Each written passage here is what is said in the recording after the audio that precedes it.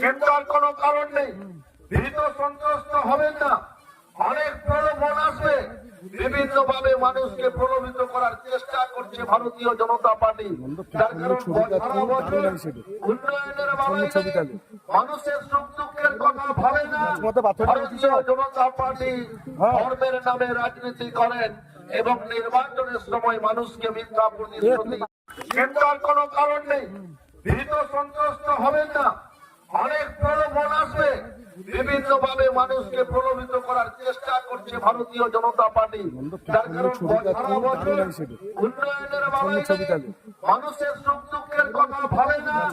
ভারতীয় জনতা পার্টি ধর্মের নামে রাজনীতি করেন এবং নির্বাচনের সময় মানুষকে মিথ্যা প্রতিশ্রুতি।